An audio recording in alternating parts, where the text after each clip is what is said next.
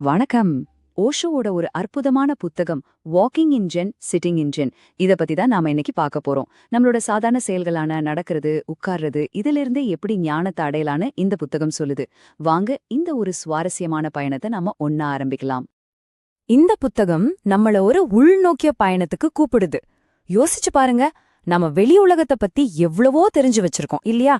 ஆனா நமக்குள்ள என்ன இருக்குன்னு நாம என்னைக்காவது யோசிச்சிருக்கோமா? இங்கதான் ஓஷோ ஒரு முக்கியமான கேள்வியை கேக்குறாரு.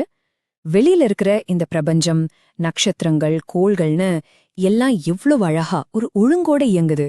அத நாம காஸ்மாஸ்னு சொல்றோம். ஆனா நமக்குள்ள இருக்கிற உலகம் மட்டும் ஏன் இவ்ளோ குழப்பமா ஒரு கேயாஸ் மாதிரி இருக்கு? நமக்குள்ள எட்டி பார்க்க ஏன் நமக்கு இவ்ளோ பயம்? முதல்ல நம்மளோட இந்த உள்குழப்பம் எங்கிருந்து தான் வருது? இத பத்தி தான் இப்ப நாம பார்க்க போறோம். இது என்ன, நேத்து வந்ததா இல்ல இன்னைக்கு வந்ததா? ஓஷோ என்ன சொல்றாருன்னா, இந்த கொந்தளிப்பு இருக்கு பாத்தீங்களா, இது நேத்து வந்ததில்ல. இது பல ஜென்மங்களா நாம நம்ம கூடவே தூக்கிட்டு வர ஒரு பெரிய சுமை. ரொம்ப அடர்த்தியா ஆழமா வேரூன்றி போன ஒரு விஷயம் இது. அப்போ இந்த ஜென்மமா தொடர்ற குழப்பத்துக்கு உண்மையான காரணம் என்ன? ஓஷோ ரொம்ப தெளிவா உன்னை கைய நீட்டி காட்டுறாரு. அது நம்ம மனசுதான். ஆமா, நம்ம மனசுதான் நம்மள சிறை வச்சிருக்கு. மனசுங்கிறது நீங்க இல்லன்னு ஓஷோ சொல்றாரு. அப்போ அது என்ன? அது நம்ம கடந்த காலத்தோட ஒரு கலெக்ஷன். நாம படிச்சது, கேட்டது, அனுபவிச்சதுன்னு எல்லாத்தையும் சேர்த்து உருவாக்கணும் ஒரு சாஃப்ட்வேர் மாதிரி. ஆனா பிரச்சனை என்னன்னா, இந்த சாஃப்ட்வேர் நம்மளோட உண்மையான சுதந்திரத்தையும் சுதந்திரமா யோசிக்கிற திறனையும் அழிச்சிடுது.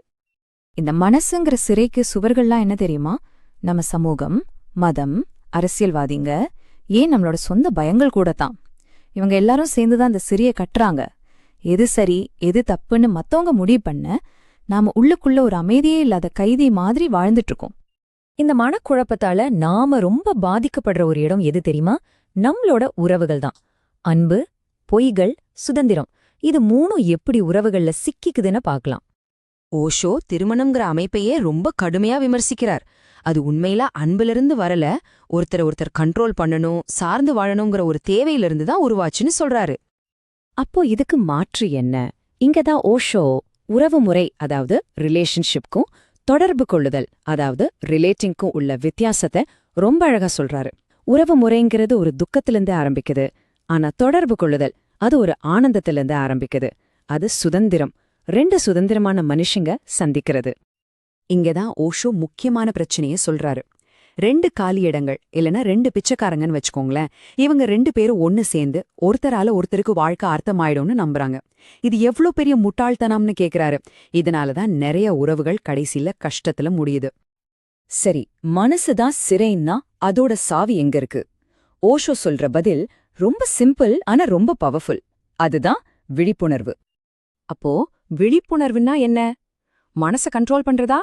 இல்லவே இல்ல.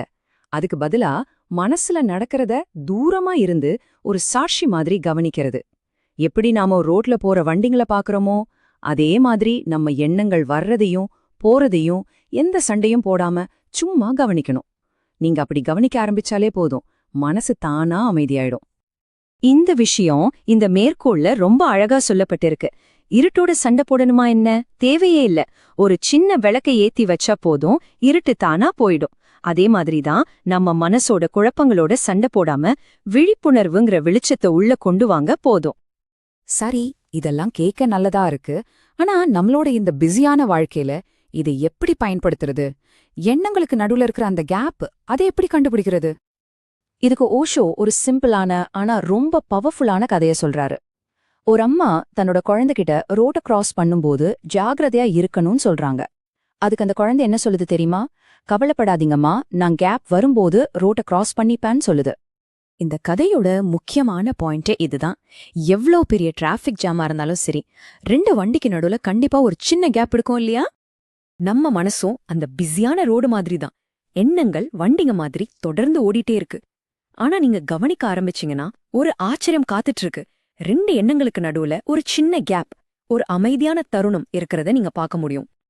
இப்போ இந்த ஒரு கேள்வியோட நான் உங்களை சிந்திக்க வைக்க விரும்புறேன். நம்ம மனசோட டிராஃபிக் ஜாம்ல அந்த எண்ணங்களுக்கு நடுவுல வர்ற கேப்ல நம்ம கடந்து போக கத்துக்கிட்டா நம்ம வாழ்க்கை எப்படி மாறும்? ஒரு நிமிஷம் யோசிச்சு பாருங்க. இதுவரைக்கும் இந்த விளக்கத்தை கேட்டதுக்கு ரொம்ப நன்றி. விழிப்புணர்வு, அன்பு பத்தின இந்த ஆழமான கருத்துக்கள் எல்லாருக்கும் போய் சேரணும். அதனால இத உங்க நண்பர்கள்கிட்டயும் குடும்பத்தினர்கிட்டயும் பகிர்ந்துக்கோங்க. நன்றி.